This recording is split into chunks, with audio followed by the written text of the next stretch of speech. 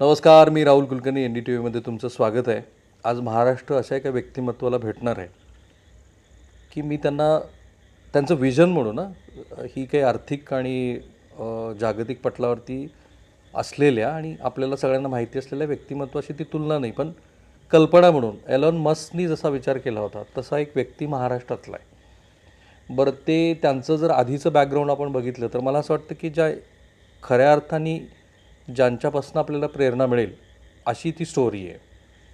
आणि केवळ 3 वर्षामध्ये एखादी कंपनी घेऊन भारताच्या कारण ह्या सरकारचं वैशिष्ट्य काय की आधीच्या मनमोहन सिंग सरकारने खरं तर ती कल्पना मांडली होती. आधीचे जे डिफेन्स मिनिस्टर होते ते जेव्हा देशाच्या सीमावर्ती भागामध्ये फिरले त्यानंतर ज्याला हार्डवेअर आपण म्हणतो त्याच्या संरक्षण सिद्धतेच्या अनुषंगाने त्याच्या प्रायव्हेटायझेशनची गरज तेव्हाच्याही सरकारच्या लक्षात आली होती.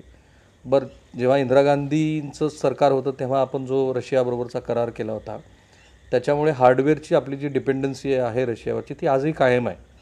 पण म्हणूनच जो सप्लाय चेनचं डिस्ट्रक्शन होतं, कुठेही जागतिक पटलावरती एखादी अशी गोष्ट घडते की आता उदाहरण म्हणून आपण रशिया आणि युक्रेनमधल्या युद्धाबद्दल बोलू, तर तिथे जे ॲम्युनिशन्स आहेत त्याचा सप्लाय ही पण एक संधी आहे असं ज्या व्यक्तीला वाटलं आणि मग त्यांनी जो एक विजन मांडलं होतं त्यातनं सगळ्यात अलीकडचं आधुनिक विजन म्हणजे ह्या देशातल्या खाजगी क्षेत्रानं स्पेसमध्ये एंट्री करणं, स्पेसमध्ये. आणि म्हणून मी म्हटलं की एलॉन मस्कसारखी ती कल्पना आहे की ज्यांना असं वाटतं की ह्या क्षेत्रामध्ये सुद्धा खूप चांगले संधी आहेत. मी आत्ता फार कमी बोलणार, इतकं मोठं इंट्रोडक्शन मी करून दिले आणि मी तुमची ओळख करून देतो. श्री गणेश निबे साहेब, तुमचं स्वागत आहे NDTVमध्ये. नमस्कार. तुम्ही खऱ्या अर्थाने प्रेरणा आहात. मी असं का म्हणालो, कारण मी तुमच्या कंपनीमध्ये गेलो आणि मला पहिली गोष्ट अशी सांगितली की तुम्ही काहीतरी उसाचा रस वगैरे विकत होते. काय स्टोरी आहे ती? खरं सांगायचं म्हणजे उसाच्या गुऱ्हाळापासून 96मध्ये जेव्हा व्यवसाय करण्याचा निर्णय घेतला एज्युकेशन करताना, आणि एज्युकेशन करताना जेव्हा लाईफमध्ये आपण जोपर्यंत आपलं वेगळं अस्तित्व निर्माण करणार नाही तोपर्यंत पुढच्या परिस्थितीला आपण कधी समोर जाऊ शकत नाही. त्या परिस्थितीने घडवण्याचा प्रयत्न केला. पण ती गुऱ्हाळ होती की रसवंती होती? रसवंती होती. तर गुऱ्हाळ मोठीच गोष्ट आहे. रसवंती होती. 95मध्ये रसवंती स्टार्ट केली ती. 2000पर्यंत रसवंती चालली 5 इयर्स. आणि 97ला जेव्हा राधाकृष्ण विखे पाटील सर आता रेव्हेन्यू मिनिस्टर महाराष्ट्र शासनामध्ये, त्यांच्या हस्ते हॉटेल रसवंतीचं हॉटेलचं उद्घाटन झालं बाबांचं, आणि माझी रसवंती हॉटेल समोर होती. तर मी त्यांना फर्स्ट टाइम 97मध्ये उसाचा गुळाचा ज्यूस त्यांना ते तुम्ही त्यांना विचारलं तुम्हाला चहा हवाय का काय हवं? वडिलांनी विचारलं ते मला ज्यूस प्यायचा उसाचा. आणि त्या टायमाला नवीन कन्सेप्ट होता उसाचा ज्यूस, म्हणजे थोडं नवीन होतं सगळ्यांसाठी. तर त्यांना मी ज्यूस दिला आणि तिथून जर्नी स्टार्ट केली लाईफमध्ये. आणि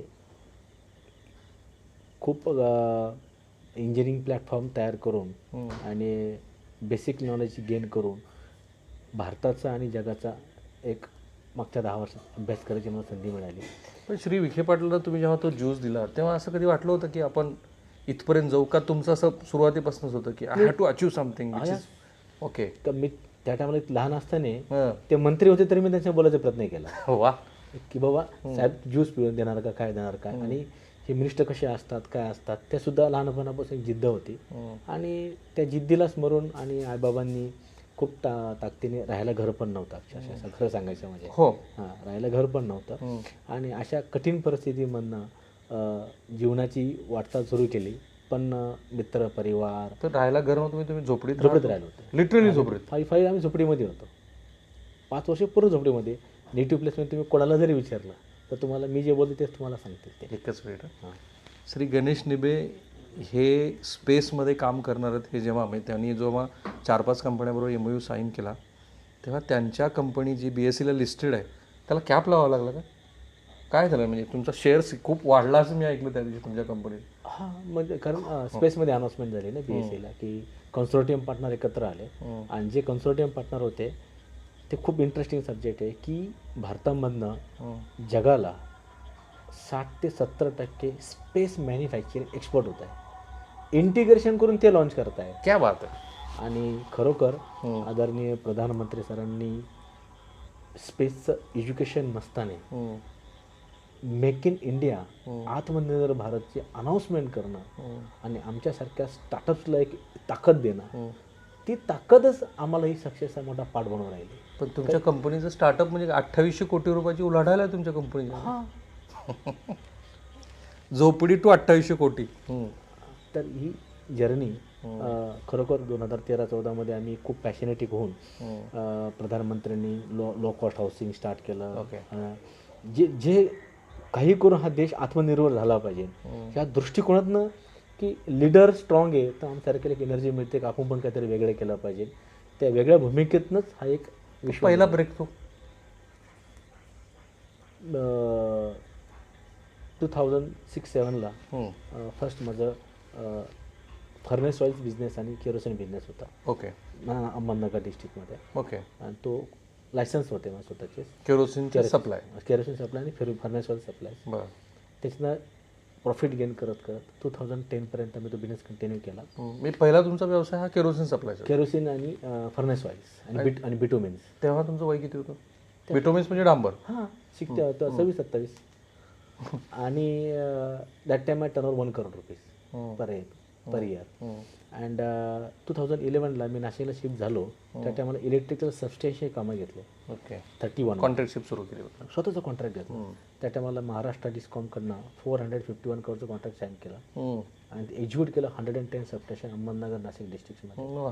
त्यातनं जो प्रॉफिट आला त्या प्रॉफिटमधनं इंजिनिअरिंग प्लॅटफॉर्म तयार करून, रिव्हर्स इंजिनिअरिंग तयार करून आणि मेटलर्जी जी भारतात कॅपेबिलिटी नव्हती ती आज आपण बनवायचा प्रयत्न करतो. राईट. मला माहिती आहे रिव्हर्स इंजिनिअरिंग म्हणजे काय, पण आपले जे प्रेक्षक आहेत त्यांच्यासाठी व्हॉट डज इट मीन? कारण तुम्ही रिव्हर्स इंजिनिअरिंगची पद्धत BSc पण केली आहे. तुम्ही एक कंपनी विकत घेतली आणि पुन्हा रिव्हर्स त्याच्यामध्ये काम केलं. तर तिथे काय माहिती पुढे कसं गेला? मेटलर्जी कन्सेप्ट म्हणजे भारतामध्ये जेवढे इम्पोर्ट कंटेन होते त्याला एक ऑप्शन पाहिजे आपल्याला, की बाबा हे मेटलर्जी आपण इंडियात डेव्हलप केली तर जे मिसाईल्स इम्पोर्ट होते, जे स्मॉल आर्म्स इम्पोर्ट होते त्याला आपण ऑप्शनमध्ये मेटलर्जी डेव्हलप करण्याचा प्रयत्न केला. त्यामुळं 50% कॉस्टने आज इंडियामध्ये डिफेन्समध्ये मॅन्युफॅक्चरिंग स्टार्ट झालं, जे तुम्ही करता, जे आपण करतो आज जस्ट लाईक किलो. आणि कॅपेबिलिटी म्हणजे मागच्या काही वर्षामध्ये 100% इम्पोर्ट होतं इंडिजिनस हार्डवेअरमध्ये. 100% hardware, software, metallurgy, missiles, land systems, air defence जे काही असेल ते सगळे 100% इम्पोर्ट होतं. आज 60% मेक इन इंडिया आहे. म्हणजे आज 60% मेक इन इंडियामध्ये जे डिफेन्स बजेट आहे 60% कन्झम्पशन मेक इन इंडियामध्ये होत आहे. जे डॉलरमध्ये जात होतं बाहेर आज ते आज इंडियामध्ये बनत आहे.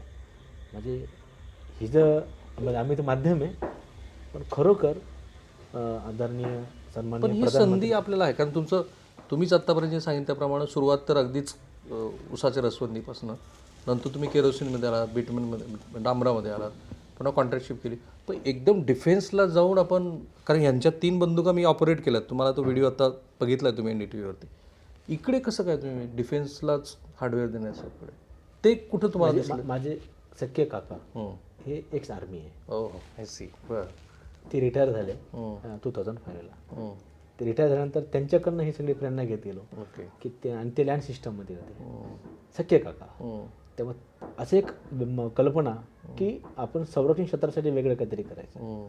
बिझनेस सगळे करतात लाईफमध्ये, पण जोपर्यंत आपले बिझनेसची आयडेंटिटी आपण वेगळी ठेवणार नाही आणि त्याला नेशन बिल्डिंगला खरोखर प्राधान्य राहणार नाही ते बिझनेससाठी आम्ही प्रायोरिटी ठेवली. मग पहिलं वेपन कुठलं बनवलं तुम्ही?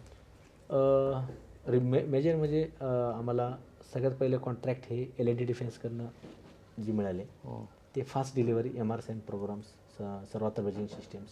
ओके. अँड DRDOकडनं काही डेव्हलपमेंट प्रोडक्ट्स भेटले. त्यातून आम्ही फास्ट डिलिव्हरी विदिन 1 year दिले. ओके. आणि ती डिलिव्हरी दिल्यामुळं farmer chief of army Mukund Naravane sir ते स्वतः फ्लॅग ऑफ करायला आले. वा. की फास्ट डिलिव्हरी कशामुळे झाली पण ते स्वतः फॅक्टरीतून फ्लॅग ऑफ केला. ग्रेट. यांच्या फॅक्टरीमध्ये खऱ्या अर्थानं राष्ट्रीयत्वाची कल्पना, कारण 8:30 वाजता आता तुमचे 3 आउटलेट आहेत ना? 2 आउटलेट. तिसरं बेंगलोरला आहे. सगळीकडे राष्ट्रगीत होतं 8:30 वाजता. आणि मी त्यांच्या फॅक्टरीमध्ये आज दिवसभर होतो तेव्हा सगळीकडे मेक इन इंडिया, त्या मेक इन इंडिया संदर्भातल्या कल्पना, ड्रॉइंग्स आणि कामगार. आता किती कामगार आहेत आपल्याकडे सगळ्या फॅक्टरीमध्ये? तिन्ही प्लॅन म्हणून 800 ते 900. 800 आणि turnover around annually annually last इयरचा 278 करोड. 278 करोड. आणि सगळे मिळून आपण डिफेन्सला काय काय देतो, equipments, hardwares? Major DRDO development product जेवढे असतील as a DCPP partner, and LNT हा मेजर LNTने आम्हाला आउटसोर्स केलेलं आहे की मेजर मेटलर्जी तुम्ही प्रोडक्शन करून द्या. इंटिग्रेशन LNT फायनल करते. आणि शिपयार्डमध्ये जे काही कटिंग अँड बेंडिंग फॅसिलिटी त्यांना पाहिजे, आणि इलेक्ट्रॉनिक फॅसिलिटी बँगलोरमध्ये. आता आपल्या डिफेन्समध्ये जसं भारत फोर्स वगैरे सारखी किंवा LNT सारख्या पण बऱ्याचशा कंपन्या आहेत. तुम्हाला इथे अपॉर्च्युनिटी कशी दिसली? अजूनही अशी किती अपॉर्च्युनिटी वाटते तुम्हाला की डिफेन्समध्ये आहे अजून? डिफेन्समध्ये अजूनही हजारो गणेश निबे लागतील. डिफेन्स हजारो. US सारखं आपल्याला जर विजन ठेवायचं असेल, आणि स्पेसिफिक मेटलर्जी, कारण आपली एनिमीज आपल्या दोन्ही बाजूने आहे. आजूबाजूला. ओके. आणि इंडियाची सक्सेस स्टोरी इंडियाचं संरक्षण डिपार्टमेंट आहे आजही. त्यामुळं ही कॅपेबिलिटी पुढच्या 10 वर्ष कमीत कमी खूप स्ट्रॉंग लेवलला आत्मनिर्भरच्या संकल्पनेत राहिली तर वर्ल्डसाठी आपण एक गेम चेंजर असेल भारत. आणि जे काही फ्युचर रिक्वायरमेंट आहे तिन्ही सर्व्हिसेसच्या, तर या खूप स्ट्रॉंग लेवलला आहे. पण त्याची संकल्पना क्लिअर आहे की मेक इन इंडिया. कुठलाही प्रोग्रामचा आज भारतामधला लास्ट मॅक्झिमम 10 इयर्सपासून म्हणजे मेक इन इंडिया कन्सेप्टवर चालला आहे. ओके. म्हणजे प्लॅटफॉर्म नसताना एज्युकेशन्स एक्सपर्टीज तयार होणं, आणि खूप टेक्निकल एक्सपर्टीज तयार होणं. त्यामुळं एक जगामध्ये एक मेसेज गेला या गोष्टीमुळे की इंडियामध्ये आपल्याला जर जॉब काम करायचं असेल तर टेक्नॉलॉजी ट्रान्सफर किंवा मेक इन इंडियामध्ये जाणं गरजेचं. ओके. पण आपली डिपेंडन्सी अजूनही टेक्नॉलॉजी ट्रान्सफरवरती आहे का? आपण ही R&Dमध्ये काही करतोय? मी फक्त हे तुमच्या माझ्या समाधानासाठी म्हणून नव्हे, पण आपण जर बघितलं वेस्टर्न नेशन्स हे खूप आर्म सप्लायमध्ये पुढं आहेत. असं म्हणतात की अशी काही राष्ट्र आहेत, मला नाव नाही घ्यायचं त्यांचं, की त्यांच्या ह्या आर्म सप्लायसाठी ते जगाच्या त्यांचा भूभाग सोडून इतर भूभागावरती एकमेकांना भिडवत असतात. दोन्ही बाजूला शस्त्राचा पुरवठा करतात. प्रेक्षक आपले सुज्ञ आहेत. सो टेक्नॉलॉजी ट्रान्सफर एवढ्याच मर्यादेत आपलं काम सध्या सुरू आहे. म्हणजे त्यांनी टेक्नॉलॉजी दिली, आपण मॅन्युफॅक्चरिंग केलं, मेक इन इंडिया केलं. तर मेक इन इंडियाचं पण कॉन्सेप्ट बऱ्याच जणांना तो नवीन की आता आपल्याकडे पण चांगल्या पद्धतीचे R&D आणि हार्डवेअरचं प्रोडक्शन सुरू होतं. खूप चांगल्या प्रकारे. ग्रेट. खूप कॅपॅबिलिटी आली भारतामध्ये मागच्या 6 to 7 इयर्समध्ये. खूपच चांगल्या कॅपॅबिलिटी आलेली. म्हणून आपण सेल्फ सस्टेनिंग आता विक्रांत घ्या, म्हणजे आता प्रधानमंत्री सरांनी कमिशनिंग केली कोचिन शिपयार्डमध्ये. अँड तेजस घ्या, मेक इन इंडियामध्ये चालला आता. त्यानंतर लँड सिस्टममध्ये केने नवाच्या टँक्स. म्हणजे आता कॅपेबिलिटी खूप स्ट्रॉंग लेवलला चालली. अजून एक 5 to 7 इयर लागतील 100% त्या गोष्टी टच होण्यासाठी. पण मग आपण ग्लोबल सप्लाय चेनचा भाग होऊ शकतो? 100%. क्या बात आहे. आजही आपण ग्लोबल सप्लायचा पार्टी आहे म्हणजे. एक मराठी मनुष्य सांगतोय, मराठी उद्योजक. पुढच्या 5 वर्षानंतर एक सगळ्यात महत्त्वाचं अख्ख्या इंडस्ट्रीला भारतामध्ये सगळ्यात महत्त्वाची गोष्ट आहे की US टेक्नॉलॉजी आहे, पण कॉस्ट इफेक्टिव्ह प्रोडक्शन नाही. कॉस्ट इफेक्टिव्ह प्रोडक्शन नाही, एफिशियन्सी नाही. रशियामध्ये 4 to 5 month बर्फ असतो. त्यानंतर कोरियामध्ये नॅचरली ते सर्वाईव्ह होऊ शकत नाही ह्या सगळ्या गोष्टींना. आणि त्यांचा हवर टाईम फिक्स आहे. 10 hours 1 minute पण नाही. आपल्याकडे 24 hours पण जॉब करू शकतो. म्हणजे आपली व्हील पॉवर एवढी स्ट्रॉंग आहे. पण जगाच्या पाठीवरती सगळे CEO इंडियन आहेत, कारण त्यांची व्हील पॉवर त्या लेवलची आहे, सस्टेनेबल आहे, आणि डिलिव्हरी आहे त्यांच्याकडनं. गुगलमध्ये जा, कुठंही जा, मायक्रोसॉफ्टमध्ये इंडियन CEO सापडेल. त्यामुळे आपली जी कॅपॅबिलिटी आहे जगात कोणी कम्पेअर करू शकतो. ग्रेट. आणि पुढच्या 5 years नंतर आहे ना, आज 20,000 करोड एक्सपोर्ट आहे ना, पुढच्या 5 वर्षानंतर आपला एक्सपोर्ट 1 लाख करोडपर्यंत जाईल. आणि सगळ्या म्हणजे LMG मध्ये जाईल, तो मोठ्या हार्डवेअरमध्ये जाईल, ऑल सिस्टममध्ये. Cost effective production, best quality production in the world is only India. But are you saying working with the tandem with government, whether the government machineries are ready for this, providing single window system, trying to hackle out complete any obstacles? असं काही घडतं आपल्याकडे? अगदी उद्योग friendly सगळं वगैरे वातावरण, सगळं छान छान छान छान चालेल, असं झालंय? नाही ना. असं नाही. Certain obstacles are still there. आपल्याकडं रिअली सांगतो तुम्हाला, म्हणजे मनापासून बोलतो, ही जी ऑपॉर्च्युनिटी उभं राहिलेली आहे, डिफेन्स ऑपॉर्च्युनिटी म्हणजे काय, हा सगळ्यात पहिला DAP 2020चं जी पॉलिसी आहे, कुणीही डिफेन्स मॅन्युफॅक्चरिंगमध्ये जाण्याच्या आधी ती पॉलिसी लर्न केली पाहिजे. की कुणी मी डिफेन्स कंपनी बनवायची लगेच स्टार्ट करत असं नाही. एक्झॅक्ट चॅलेंजेस काय, आता पॉझिटिव्ह लिस्ट येते एवढी क्वार्टरली, म्हणजे 1000 ऑफ द आयटम्स आज लिस्ट पब्लिक डोमेनला आहे की ह्या चॅलेंजवर आम्हाला काम करायचं आहे. त्याच चॅलेंजला पहिला फोकस केला पाहिजे. ग्रेट. आणि त्या चॅलेंजला फोकस करून मी डिफेन्स मॅन्युफॅक्चरिंग करतो हे वर्ड यूज करण्यापेक्षा रिअली काय कॉन्ट्रीब्यूट करतो आणि रिअली तू काय डिलिव्हरी केली ती ना, रिअली त्याकडे R&D करून प्रोडक्ट डेव्हलप काय त्याच्याकडे. खूप ऑपॉर्च्युनिटीजच काय द लिमिट आहे, पण विदाउट स्टडी आणि विदाउट प्लॅनिंग इम्पॉसिबल आहे. ग्रेट. मी आता इस्रायलमध्ये होतो. I was covering Hamas Israel war. Israel पण बऱ्यापैकी स्टॅबिलाईज झालेला, टेक्नॉलॉजीमध्ये खूप ॲडव्हान्स असलेलं राष्ट्र आज बऱ्यापैकी झुंजत आहे. त्यांनाही माहिती आहे की मिडल ईस्टमधनं त्यांच्याकडे कधी शेलिंग सुरू होईल. रशिया युक्रेन सुरूच आहे. एक जो नवा तसा आर्थिक महासत्ता, आता आपण म्हणत नाही अधिकृतपणे, पण China is completely great threat to America. So instability is there also. America is also playing with the help of Quad, तुम्हाला माहितीच आहे. सो ही जी ग्लोबल सगळी अस्थिरता निर्माण झालेली आहे, त्याच्यात तुम्ही आता जो उद्योग करत आहात ती, आणि तुम्ही जी अपॉर्च्युनिटी बघता ती, त्याच्यात ग्लोबल पोझिशनिंगच्या दृष्टीनं काय तुम्हाला चेंजेस वाटतात? आजही जे काही business Nibe group board of डायरेक्टरने आणि माझे सजेस्ट केलेले आहे, 80% एक्सपोर्ट बिझनेस आहे. वा. 80% एक्सपोर्ट्स आहे, जे काही बिझनेस आयडेंटिफाय केलेले आहे. आणि उदाहरणार्थ स्पेस बिझनेस आहे. स्पेसमध्ये 15 सेंटीमीटर का उभा राहू शकत नाही, म्हणून हे 10 कन्सोर्टियम, आणखीन काही महत्त्वाचे कन्सोर्टियम पुढच्या विदिन अ मंथ येतील. सगळ्यांना कन्सोर्टियममध्ये एकत्र आणून सगळ्यांची कन्सोर्टियम कॅपॅसिटी एक्सपोर्टची होती, ती फक्त मी डायव्हर्ट केली मेक इन इंडियामध्ये. तर तुम्ही एक्सपोर्ट करता ना, तुम्ही पेलोड एक्सपोर्ट करता, तो पेलोड मला द्या. लॉन्चिंग पॅड करता, लॉन्चिंग पॅड मला द्या.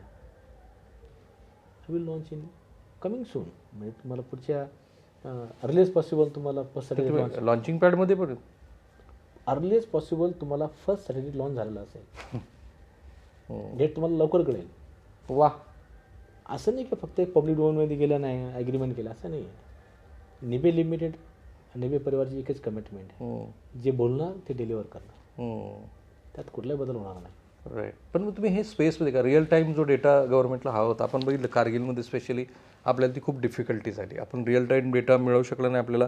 त्यावेळेला आपण GPS सिस्टीम बाहेरनं अडॉप्ट केलेली होती. आजही आपली डिपेंडन्सी बऱ्यापैकी बाहेरच्या राष्ट्रावरती. भलेही इस्रो थँकफुली, बिकॉज आपल्याकडे जे खूप मोठी लिगसी आहे ती सगळी नावं घेत बसत नाही मी, प्रेक्षकांना माहिती आहे.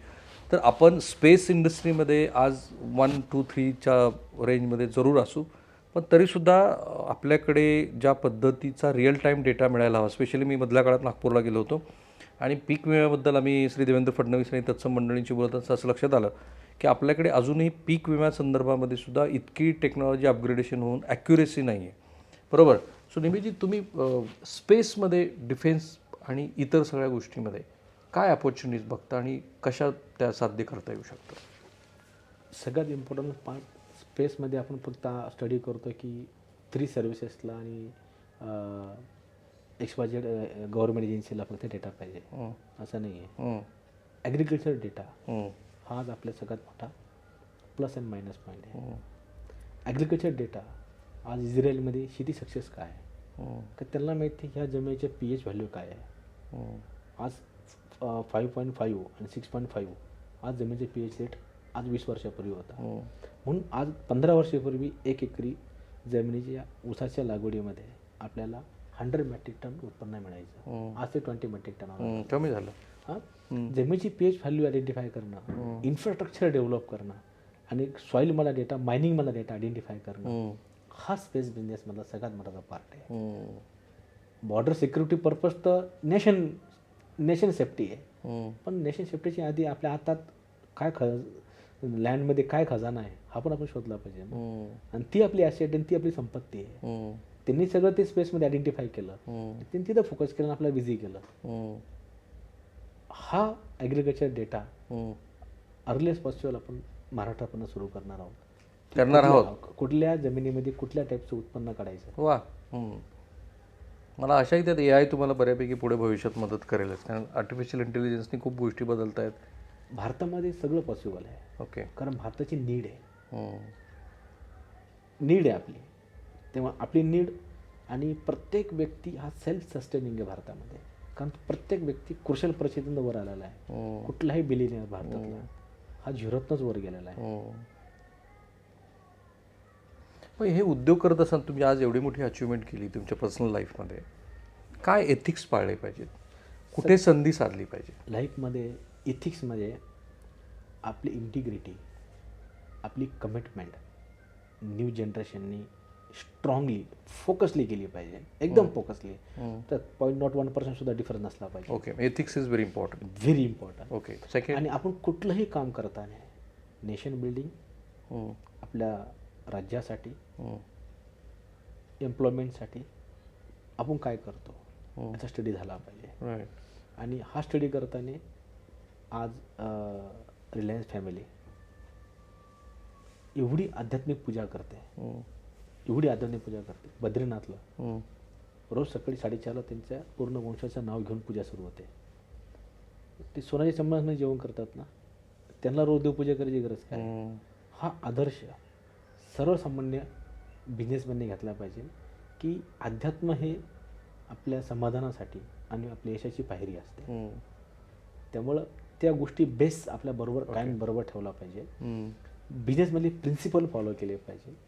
आणि लिस्टेड कंपनीचं मिनिंग हा आहे की ज्या दिवशी भारतामध्ये 100 कोटी जनतेपैकी 10% लोकांनी जर कंपनी लिस्ट केली, ॲग्रिकल्चर माणसुद्धा कंपनी लिस्ट करू शकतो.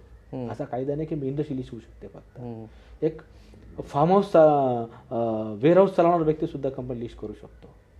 पण त्याला ते रूल्स आणि रेग्युलेशन माहीत नसल्यामुळं तो त्या फील्डमध्ये जात नाही.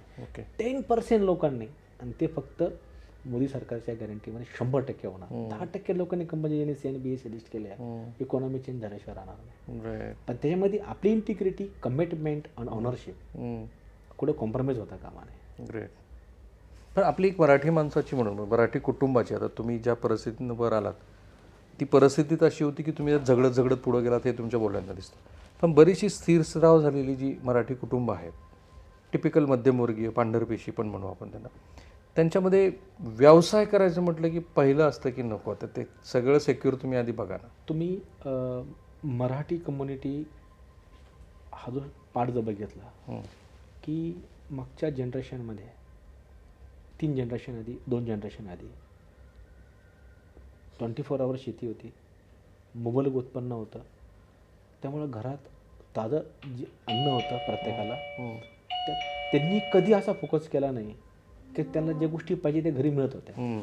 बरोबर. राजस्थानमध्ये शेतीच नव्हती. तेव्हा राजस्थाननी सांगितलं की आपण जर व्यवसाय जर नाही केला तर आपल्याला इथं सर्वाईव्हच नाही होऊ शकत नाही. म्हणून परिस्थिती माणसाला घडवते. आज महाराष्ट्रीयन कम्युनिटी काही जी बाहेर पडली आहे, आपण स्पेसिफिक मराठी वर्ड यूज करण्यापेक्षा सगळ्या धर्मापेक्षा सर्वात श्रेष्ठ धर्म जो असेल ना तो मनुष्य धर्म आहे. कुठली जात न पाहता. तर परिस्थितीतनं जो घडतो तोच पुढे जाऊ शकतो. ज्याला अनुकूल परिस्थिती आहे तो कधीच पुढची नेक्स्ट जनरेशन सर्वाईव्ह करू शकणार नाही. कारण त्याला परिस्थिती झिरोच माहीत नाही ना. तर आपल्या 2 पिढ्यामध्ये तुमच्या व्यक्तिगत 2 पिढ्यांमध्ये तुमच्याकडे 25 एकर शेती होती. बरोबर. तुमच्याकडे 5 एकर शेती आहे. बरोबर. तर तुम्हाला त्या 5 एकर तुम्ही सर्वाईव्ह होणार नाही म्हणून तुम्ही पुण्याला एज्युकेशन केलं, म्हणून तुम्ही पुण्याला जॉब सेटल झाला. 30-25 एकर जमीन तुमच्या नावावर असते, तुम्ही पुण्याला आला असतात. बरोबर आहे. पण जे पालक आता तुम्हाला बघतायत, मराठी आपले पालक सगळेच आपले तुम्हाला बघणारच आहे, ते त्यांना तुम्ही काय सांगाल? सगळ्यात महत्त्वाचं, मुलगा 18 वर्ष झाल्यानंतर त्यांनी फायनान्शियल वेल्थ मुलांना शिकवली पाहिजे. वेल्थ मॅनेजमेंट शिकवली पाहिजे. आज आफ्टरनूनला चेन्नईवरनं 2 मुलं आले भेटायला फॅक्टरी व्हिजिटला. मी नव्हतो. माझ्या CFOला भेटले. 21 एजचा मुलगा होता. वेल्थ किती असेल? 61 करोड. माय गॉड. हाऊ? त्यांनी सांगितलं की त्याच्या बाबांना तुम्हाला भेटायला आला, पण मला सडनली मुंबईत मीटिंग लागली आज आणि आज लँडची ऑर्डर पण आली. तर तिने सांगितलं बाबांना, बाबा मला फक्त तुम्ही 10 लाख रुपये द्या, मी हरलो तर मी तुम्हाला कधी मागणार नाही आणि मी कष्ट करून तुमचे रिटर्न करेन. त्या मुलाने कुठल्या कंपनीचे शेअर्स घेतले त्यालाच बिचारायला माहिती. तिने शेअर्स घेतले. पण शेअर्स घेताना असं नाही घेतलं का तो वेबसाईटला बसला आणि शेअर खरेदी करत बसला, असं नाही. कुठली कंपनी शेअर खरेदी करताना त्या प्रमोटरची इंटेग्रिटी, त्या प्रमोटरचं व्हिजन, त्या प्रमोटरचं बॅकग्राऊंड, त्या टेक्नॉलॉजीचं सब्जेक्ट, व्हिजनरी, ह्या 10 गोष्टींचा स्टडी न्यू जनरेशननी आणि युनिव्हर्सल बँकांनी केला पाहिजे. ते व्हिजन काय आहे आणि डिलिव्हरी काय करणार आहे, तर त्या मुलांनी त्या अँगलनी 100 प्रमोटर आयडेंटिफाय केले भारतामध्ये. 1 इयर्समध्ये आयडेंटिफाय केले. आणि 1 इयरमध्ये त्या मुलांनी जी इन्व्हेस्टमेंट केली ती आज 3 इयर्समध्ये 61 करोड आहे. आज सकाळी 2 आवर फॅक्टरीत बसला, आज आम्हाला विचारतो अजून मला ऑपॉर्च्युनिटी काय, रनिंग 21 मध्ये. तो लाईफमध्ये so you are saying practical knowledge is more important. की प्रत्येक पालकांनी मुलांची वेल्थ त्यांना स्वतः सेल्फ सस्टेनिंग करण्याची संधी दिली पाहिजे. ओके. आणि कुठलाही त्यांना फायनान्शियल सपोर्ट करण्याच्या आधी त्या पैशाची किंमत त्यांना माहीत असली पाहिजे. पण पॉकेटमध्ये तुम्ही 10,000 देतात ना, तुम्ही आज ॲसेट खरेदी करता आणि शेअर खरेदी करता. तुम्ही 1 लाखाची शेअर खरेदी केली आणि 1 लाखाचा फ्लॅट खरेदी केला, तुम्ही फ्लॅट विकू शकता? नाही. 1 लाखामधले तुम्ही 1,000 रुपये शेअर विकू शकतो. पण 99 तुमच्याकडे पेंडिंग राहतात ना. म्हणजे जी ॲसेट जी तुमची 1 लाखाची तुम्ही कधीही विकू शकता.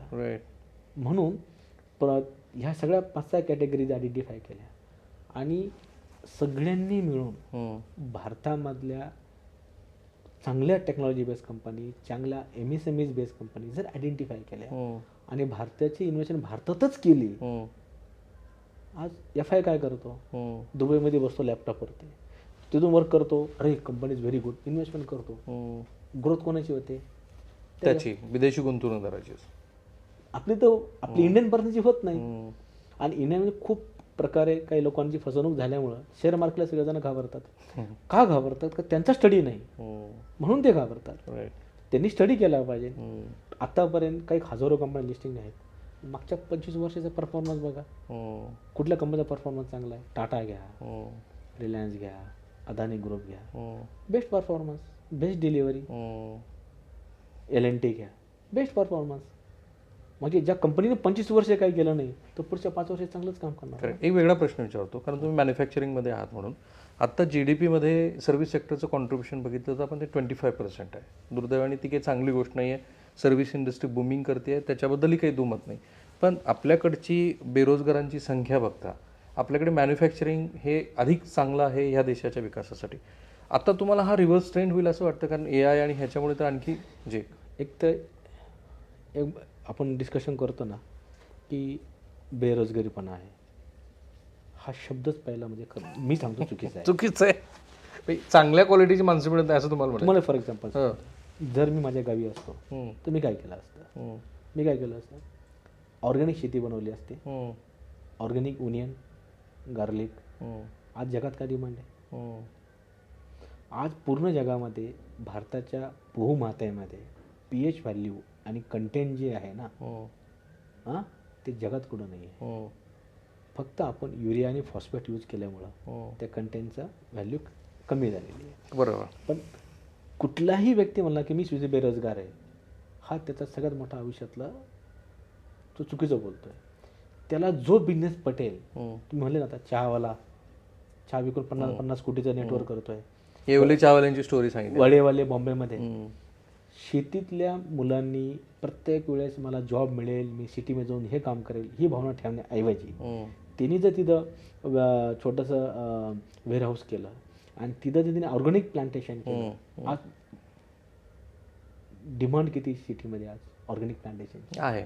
पण मॅन्युफॅक्चरिंगमध्ये तुम्हाला काय वाटतं? तुम्ही जे मॅन्युफॅक्चरिंग पुढच्या 10 वर्ष ट्रिमंडस लेवलला ग्रो होणार आहे. अरे आज 25 म्हणतात तुम्ही, 50% झाल्याशिवाय राहणार नाही. कारण आज आपलं इन्फ्रास्ट्रक्चर मागच्या 10 वर्षात जे डेव्हलप झालेलं आहे साहेब, ते ॲक्च्युली 20 वर्षापूर्वी व्हायला पाहिजे होतं. ते 10 वर्षात झालं आहे आता, जे डेव्हलप व्हायला पाहिजे होतं ते आता तुम्हाला आता झालं. आज फॉर एक्झाम्पल डिफेन्स एक्सपो झाला पुण्यामध्ये. आतापर्यंत डिफेन्स एक्सपो पुण्यात का नाही झाला? MSME छोटा एक्सपो केला. ते गणेश निबेनं सुचलं म्हणून झालं ते पण. मी माध्यम आहे. मी कुठल्या माध्यमातला काही क्रेडिट नको आहे, पण जो एक्सपो झाल्यानंतर 1,10,000 स्टुडंट आले. एक स्टॉल असा ठेवला की मुलांना डिफेन्सचा अवेअरनेस ट्रेनिंग. तेव्हा मुलांना कळलं, अरे इथं आर्मीत नाही जायचं, आर्मीचे इक्विपमेंट सुद्धा बनवता येऊ शकता आपल्याला. तर काही नाही इक्विपमेंट बनवले, काही माझी फॅक्टरी डिस्प्ले पण घेऊन आले. आणि आपल्या फॅक्टरीमध्ये दर 3 महिन्याला इंजिनिअरिंग कॉलेजची व्हिजिट असते. ओके. ही प्रोसेस आहे, हे मेटलर्जी आहे, हे डिफेन्स कल्चर आहे. राईट. हे का होतं? रशियामध्ये मुलगा 10वी पास झाला, डिफेन्स गेम झोन नावाचे सेक्टर आहे, कंपल्सरी ट्रेनिंग आहे वर्षातनं 10 दिवस 15 दिवस महिनाभर. आणि त्यांना देशाच्या विषयी आत्मसमर्पण इच्छा तयार होती, त्या ट्रेनिंगमध्ये तयार होती. त्याला डिफेन्स गेम झोन म्हणतात. आपल्या भारतामध्ये डिफेन्स गेम झोनची आज मॉलमध्ये मुलांनी खेळायला जाण्यापेक्षा जर उद्या डिफेन्स गेम झोन स्टार्ट करत ठरले, 100 कोटी लोकांमध्ये डिफेन्स गेम झोन केला. किती तुम्ही तर अक्षय कुमार बरोबर काहीतरी पार्टनरशिप मध्ये करताय असं मला कळलं. तोच कन्सेप्ट आहे. काय कन्सेप्ट आहे? की मुलं गेम खेळतात, गेम खेळताना चायनीज गेम घेतात, डाउनलोड करतात, खेळतात. आपण तो गेम जो डेव्हलप केला आहे तो 100% मेक इन इंडियामध्ये काय बनलेलं आहे ते तुम्ही बाय करा. ती शस्त्र जे काही स्मॉल आर्म्स असतील, अम्युनेशन असेल, शिप बिल्डिंग असेल, फायटर जेट असतील, हेलिकॉप्टर असेल, सगळं बनवलं आणि ते तुम्ही खेळा. श्री अक्षय कुमार यांच्याबरोबर मिळून त्यांनी तो गेम डेव्हलप, मला वाटतं डायरेक्ट तुम्ही त्यात इन्व्हॉल्व नाही. डायरेक्ट नॉलेज पार्टनर सपोर्ट करतो. ओके. आणि संजय दत्तचा काय प्रकार आहे ते? Whether he is really want to invest some money? No, just friends. Okay. पण यांची फ्रेंडची यादी इतकी मोठी आहे ना, म्हणजे मला ह्या मराठी माणसाचं भयंकर कौतुक वाटलं की तिन्ही दलाचे प्रमुख हे यांच्या फॅक्टरीमध्ये आले. त्यांनी MOU साईन करत असताना सुद्धा ह्या देशातले जे हुजू आहेत, अगदी BSEचे प्रमुख असतील, नॅशनल स्टॉक एक्सचेंजचे प्रमुख असतील, तुमच्या तिन्ही दलाची महत्त्वाची मंडळी, रिटायर झालेली, सेवेत असलेली, आपल्या राज्यातले महत्त्वाचे काही लोक, हे सगळे आलेत. आता तुम्हाला वाटतं 3 ठिकाणी जमीन पण मिळाली. रत्नागिरीत तुम्हाला किती एकर जमीन? रत्नागिरीत 400 एकर. 400. ते भोरमध्ये का कुठे आणखी? आज जी तुमची लँड तुम्हाला शिर्डीमध्ये आहे, तिथे किती एकर? 300 एकर. आणि आज पुण्याच्या परिसरात एक तुम्हाला काही लँड, तर इथे पण एक्सपान्शन होणार. राईट. पूर्ण एक्सपान्शन. हा ना? पूर्ण एक्सपान्शन. आणि तुमचा आत्ताचा शेअर मला वाटतं 2 रुपयाचा शेअर किती इनिशियली तुम्ही लिस्ट केली तेव्हा शेअरची किंमत व्हॅल्यू किती होती? 10 रुपीज. 10 रुपीज. आणि आत्ताची व्हॅल्यू किती होती? 2000 रुपीज. इतकी मोठी प्रेरणा ह्याच्याशिवाय तुम्हाला काही मिळणार नाही. मग मला सांगा गणेश निबेजी, इतकी मोठी अचिव्हमेंट केल्यानंतर पर्सनल लाईफमध्ये गणेश निबे इज हॅपी नाव और सॅटिस्फाईड? आम्ही खूप आनंदी आहे, खूप सॅटिस्फाय आहे. आणि अजून कमीत कमी 1000 गणेश निबे बनवण्याची मला ताकद जर दिली तर मला वाटतं मी खरंच अचिव्हमेंट केली. हे शेअर 2000 रेट झाला वगैरे म्हणजे एवढं मला त्यातलं काही रहस्य नाही, पण जाऊ 1000 गणेश निबे डिलिव्हर करतील भारत मातेसाठी आणि संरक्षण क्षेत्र जेव्हा जगात 1 नंबर होईल त्या टायमाला आपण अचिव्हमेंट समजू शकतो. अच्छा, तुम्ही लहानपणी काहीतरी दिवाळीला छोट्याशा बनावट बंदुका वापरा आणि प्रत्यक्षात तुम्ही वापरता, तुमची फिलिंग काय होती बरं पहिल्यांदा? तुम्हाला खरं सांगू, मी रशियामध्ये फर्स्ट ट्रायलला गेलो. ओके. डिफेन्स गेम झोनला फर्स्ट टाइम मी AK-47 हातात घेतली होती. आणि त्या मला ज्या टोटल 12 बुलेट्स होत्या, 6 बुलेट माझ्या एक्झॅक्ट टार्गेटला लागल्या होत्या. First time in the life, without any training. तर तुमच्या रक्तात होतं ते? नाही, ॲक्च्युली काय असतं, सगळ्यात मोठी भूमिका शिवरायांची. त्यांना फादर ऑफ इंडियन नेव्ही का म्हणतात? शिवरायांची. Visionary man. तुम्ही बघितलं छत्रपती शिवाजी महाराजांचा एवढा मोठा तुम्ही स्टॅच्यू आणि ते सगळं, आणि इंट्रिगेट का केली? क्लिअर कट मेसेज आहे. आज हा देश जो आहे ना, हा त्यांच्यामुळे आहे. असं कुठलाही पॉलिटिकली आम्ही तिथं असे हे लावून काम करत, झेंडा नाही आहे झेंडा नाही, पण महाराजांचा तिथं पुतळा तुम्ही बसवला. महाराजांना मुजरा केल्याशिवाय कोणी मध्ये यायचं नाही, कारण त्यांनी हा देश वाचवलेला आहे. सगळ्यात पहिली भूमिका. आणि ते फादर ऑफ इंडियन नेव्ही आहेत. पहिली वॉरशिप त्यांनी डेव्हलप केली. विचार कर साहेब, तेव्हा पहिली वॉरशिप डेव्हलप केली. संरक्षण दल इस्रायली काय म्हणतात? इस्रायली म्हणतात हे राज्य जर आमच्याकडे असते तर आम्ही जगावर राज्य केलं असतं. मग तो आदर्श आपण सगळ्यांनी घेतलाच पाहिजे, घेतला पाहिजे ना, निश्चित. आणि त्या आदर्शाच्या भूमीवरती. आणि मी माझं सौभाग्य समजतो की पुण्यामध्ये मला खरीचा वाटा संरक्षण क्षेत्रात करायचा मिळाला हे माझं नशीब समजतो. वा, या नोटवरती थांबूयात. Thank you so much. खूप खूप आनंद वाटला मला तुम्ही ज्या पद्धतीने व्यक्त झालात. आणि बघा, माझा प्रयत्न हाच आहे, NDTVचा हाच प्रयत्न आहे की गणेशजी असतील किंवा अशी कुठलीही व्यक्ती, म्हणजे त्यांच्याकडनं तर आज इतकी इन्स्पायरेशन तुम्हाला मिळालं असेल मला खात्री आहे. आणि सगळ्याच प्रश्नांची उत्तरं मिळालेली नाही त्याचीही खात्री आहे, कारण तेही त्या मनोभूमिकेत नव्हते. इनफॅक्ट त्यांच्याशी तयारी होती की जरा थोडासा वेळ घेऊ आपण. पण मी म्हटलं नाही, जे तुम्ही स्पेसमध्ये इतकं उत्तम काम करत आहात तर ते महाराष्ट्रासमोर आणलं पाहिजे. ही काही गणेश निबे यांची जाहिरात नाही आहे ना, ती आम्ही कधी चितळींची केली ना त्या एवलेंची केली. आमचा प्रयत्न हा आहे की ज्याची गरज महाराष्ट्राला आज आहे ते सगळं या मुख्य प्रवाहातल्या माध्यमांनी महाराष्ट्रासमोर मांडावं. सगळ्याच गोष्टी आम्हाला जमतील असंही नाही. म्हणून तुमच्या मनातले जे काही प्रश्न असतील श्री गणेश निबे यांच्यासाठी तेही या व्हिडिओच्या कमेंट बॉक्समध्ये तुम्ही जरूर टाका. मी ते सगळे प्रश्न त्यांना फॉरवर्ड करेल. सगळ्यात महत्त्वाची गोष्ट ते असं म्हणालेत की मला आणखी 1000 गणेश निबे तयार झाले तर त्याचा आनंद आहे. आणि त्यांच्या बोलण्यातनं मला जाणवलं की मराठी माणसामध्ये ती निश्चित क्षमता आहे. आपल्याला आपल्याच कोशातनं थोडंसं बाहेर पडायचं आहे आणि वेगळा विचार करायचा आहे. सो थांबूया आपण इथे. कॅमेरावर निकेतन माणेसह मी राहुल कुलकर्णी, NDTV मराठी, पुणे.